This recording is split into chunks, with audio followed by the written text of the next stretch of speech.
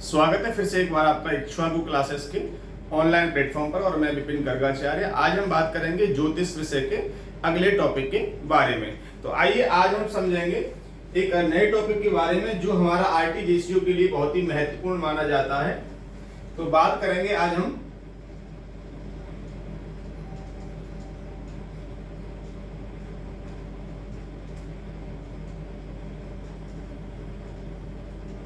युगादि तिथियां। छोटे छोटे टॉपिक हैं जिनसे भी प्रश्न आरटीजीएसयू में कई बार बन चुका है और आगे भी बनने की संभावना रहती है, तो आप इसको तैयार करेंगे। जो हमारी युगादि तिथियां हैं, युगादि तिथियां क्या होती हैं पहले आप ये समझ लें कि युगादि तिथियां किसे कहते हैं। युग धन आदि, इसका ये संधि विच्छेद किया जाए तो युग की जो आदि तिथि है, अर्थात जो भी युग हमारे 4 युग होते हैं, सतयुग, त्रेता, द्वापर और कलयुग। तो कलयुग के प्रारंभ की जो तिथि है, आदि को कहते हैं प्रारंभ। तो प्रारंभिक जो तिथि होती है उसे ही युगादि तिथि कहा जाता है। ये प्रश्न भी आपको मान लीजिए पूछ लिया जाए कि युगादि तिथि किसे कहते हैं, तो आप कहेंगे किसी भी युग की प्रारंभिक तिथि को युगादि तिथि कहा जाता है। मैं यहां पर आपको नोट करा देता हूं।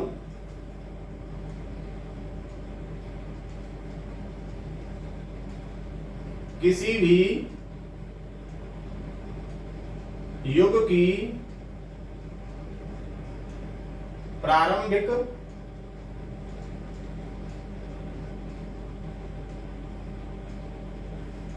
या आदि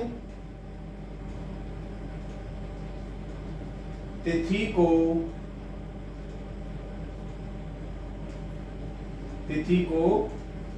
युगादि तिथि कहा जाता है।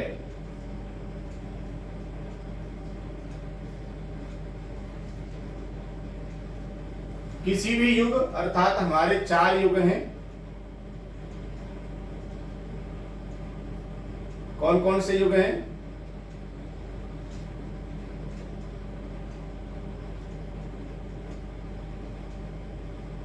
सतयुग,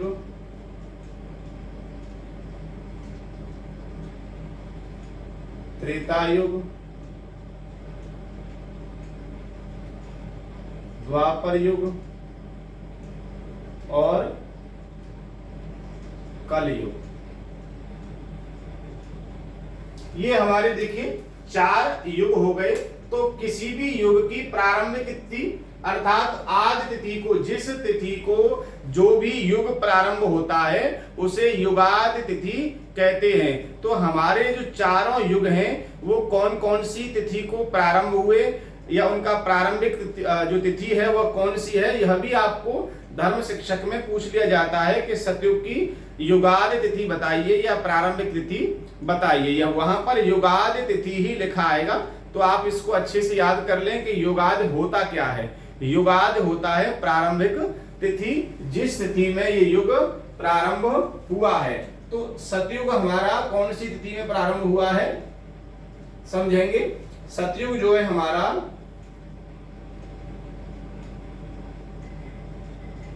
कार्तिक शुक्ल पक्ष, अर्थात कार्तिक शुक्ल पक्ष नवमी अर्थात 9 तिथि। ये हमारा जो सतयुग है, सतयुग का प्रारंभ कार्तिक शुक्ल पक्ष नवमी से माना जाता है। मान लीजिए आपको पूछ लिया जाए कि सतयुग की युगादि तिथि बताइए, तो आप कहेंगे कि सतयुग की युगादि तिथि कार्तिक शुक्ल पक्ष नवमी तिथि है। दूसरा हमारा त्रेता युग। दूसरा त्रेता युग। त्रेता युग की जो प्रारंभिक तिथि है वह है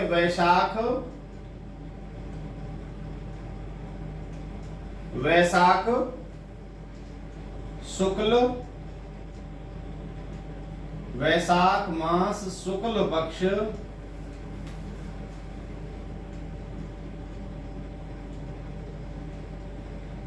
तृतीया तिथि, तीसरी तिथि अर्थात। तो ये हमारा हो गया त्रेता युग, वैशाख शुक्ल पक्ष तृतीया तिथि। तो तृतीया तिथि के दिन त्रेता युग का प्रारंभ हुआ था। आइए बात करते हैं द्वापर युग की। द्वापर युग हमारा माघ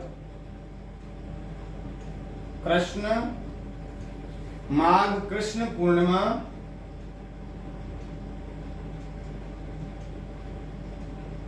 माघ माह कृष्ण पक्ष की पूर्णिमा तिथि अर्थात 15वीं,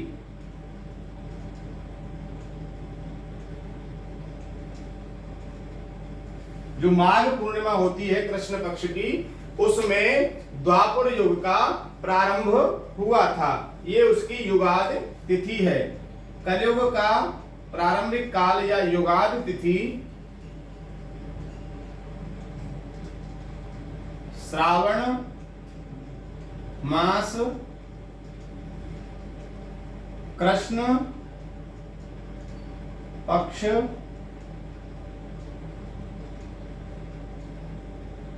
त्रयोदशी अर्थात 13वीं तिथि। तो ये हमारा हो गया कलयुग का श्रावण मास कृष्ण पक्ष त्रयोदशी तिथि। तो ये हमारे चारों युगों की, ये जो हमारे चारों युग हैं, चारों युग की युगाद तिथियां हो गई। आपको मान लीजिए पूछ लिया जाए कि सतयुग की युगाद तिथि बताइए, तो आप कहेंगे कि सतयुग की युगाद तिथि कार्तिक शुक्ल पक्ष की 9वीं तिथि है। आपको पूछे तिथि तो 9वीं है, मास और पक्ष साथ में अगर पूछता है तो कार्तिक शुक्ल पक्ष 9वीं तिथि है। अगर साक्षात्कार में अगर आपसे पूछे तो आप यह पूरा ही बताएंगे, और लिखित परीक्षा में जो वहां पर लिखा होगा, तिथि पूछ रहा है तिथि मास पक्ष के साथ में तिथि पूछ रहा है, तो मास पक्ष तिथि के साथ में आप बताएंगे। त्रेता युग में वैशाख शुक्ल पक्ष तृतीया तिथि को त्रेता युग का प्रारंभ हुआ था। ये त्रेता युग की युगाद तिथि है। द्वापर युग की माघ कृष्ण पूर्णिमा अर्थात 15वीं जो हमारी तिथि है, वह द्वापर युग की युगाद तिथि मानी जाती है। कलयुग की श्रावण मास कृष्ण पक्ष की त्रयोदशी तिथि को युगाद तिथि कहा जाता है। तो यहां से आप इनको समझ लेंगे। यहां से प्रश्न कई बार बन चुका है और आगे भी पूछा जा सकता है, इसलिए अच्छे से आप इसको तैयार करें। अगला जो है टॉपिक हम बात करेंगे अधिमास की।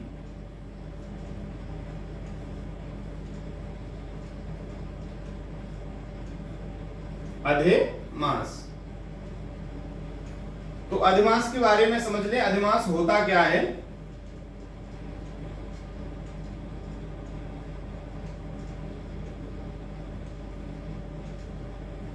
संक्रांति रहित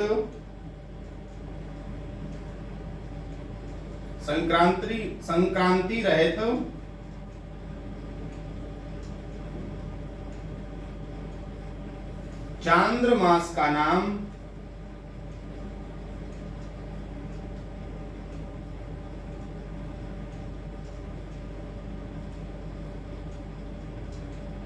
अधिमास है। जो चांद्रमास संक्रांति रहित होता है वह अधिमास कहलाता है।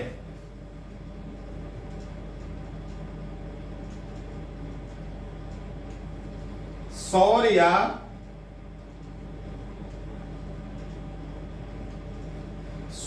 चंद्र का, सौर कहते सूर्य को, सौर या चंद्र का मल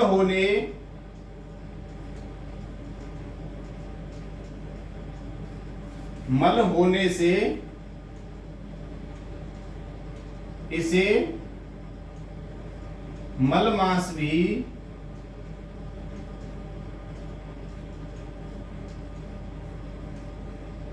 कहा जाता है। मान लीजिए आपको पूछ लिया जाए कि अधिमास को मल मास क्यों कहते हैं, तो आप कहेंगे सौर या चंद्र का मल होने से इसे मल मास कहा जाता है।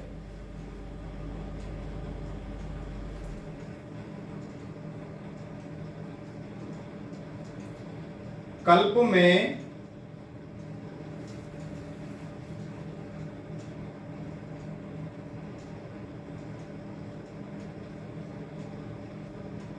सौर मास और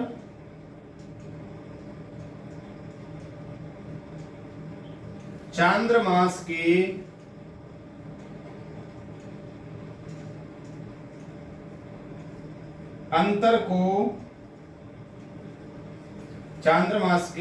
अंतर को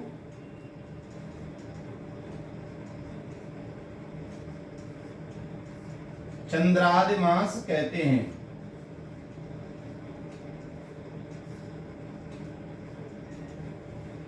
कल्प में सौर मास और चांद्र मास के अंतर को चंद्रादि मास कहते हैं। पूछ लिया जाए चंद्रादि मास किसे कहते हैं, तो कल्प में सौर मास और चंद्र मास के अंतर को चंद्रादि मास कहा जाता है।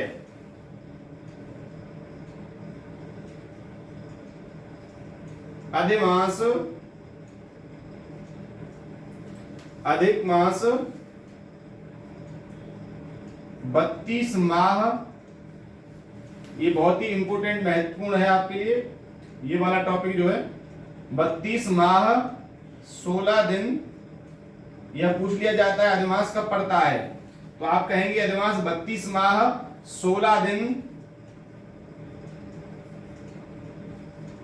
4 घड़ी के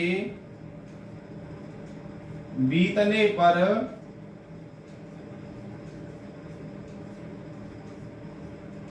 होता है। मान लीजिए आपको पूछ लिया जाए कि अधिमास कब पड़ता है, तो आप कहेंगे अधिमास 32 माह 16 दिन 4 घड़ी के बीतने पर पड़ता है या होता है।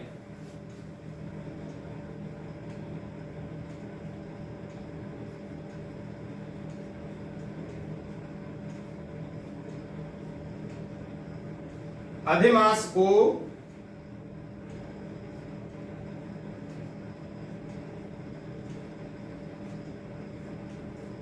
पुरुषोत्तम मास भी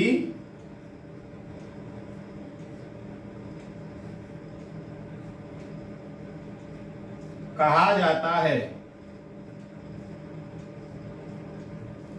अधिक मास को या अधिमास को पुरुषोत्तम मास भी कहा जाता है। आपको पूछ लिया जाए पुरुषोत्तम मास कब आता है, तो आप भ्रमित नहीं हो कि पुरुषोत्तम मास को ही अधिमास कहते हैं। आप कहेंगे ये 32 मास 16 दिन 4 घड़ी के बीतने पर पुरुषोत्तम मास लगता है, मलमास लगता है, अधिमास लगता है। इसके यह 3 नाम अलग अलग होते हैं। कोई भी नाम आपको देकर के पूछ लिया जाएगा। ज्यादातर अब तक जो है अधिमास ही पूछा गया है, लेकिन अगर पुरुषोत्तम मास पूछ लिया जाए या मलमास कहकर के पूछ लिया जाए तो आपको यही सब कुछ बताना है, यह आप याद रखेंगे। आइए बात करेंगे 6 मास के बारे में।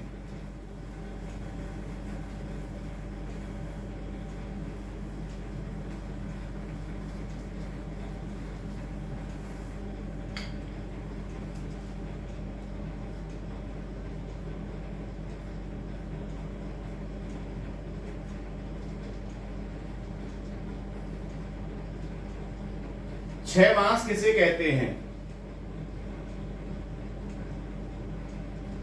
दो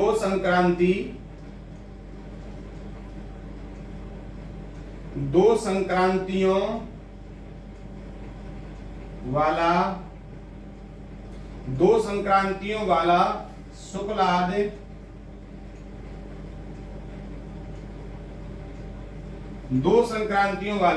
शुक्लादि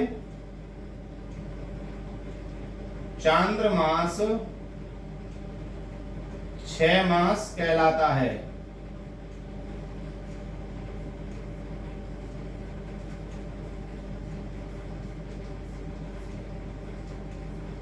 एक महीने में वैसे एक संक्रांति होती है, लेकिन जिस महीने की 2 संक्रांतियों वाला हो और शुक्लाद चांद्रमास हो वह 6 मास कहलाएगा। आप इतना याद रखें कि 2 संक्रांतियों वाला मास ही 6 मास कहलाता है। आपको पूछा जाए 6 मास किसे कहते हैं, तो 2 संक्रांतियों वाला मास ही 6 मास कहलाता है।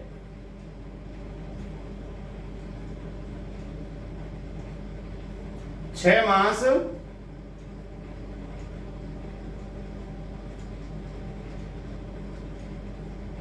कार्तिक आदि 3 मासों में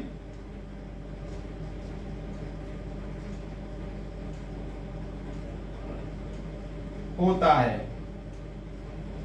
पूछ ले जाए कितने मासों में 6 मास होता है, तो यह 3 मासों में होता है। कार्तिक आदि 3 मासों में एक 6 मास होता है। इससे ज्यादा 6 मास से आपको कुछ पूछेगा नहीं। तो ये हमारी युगादि तिथियां 6 मास और अधिमास के बारे में, अधिक मास, पुरुषोत्तम मास, मल मास के बारे में आपने सारी जानकारी जान ली। छोटे छोटे टॉपिक थे जो हमारे ज्योतिष से संबंधित हैं और आरटीजीएससीओ के लिए बहुत ही महत्वपूर्ण है। तो आप इनको अच्छे से तैयार कर लें और मिलेंगे अगली क्लास में एक नए टॉपिक के साथ में। तब तक के लिए धन्यवाद।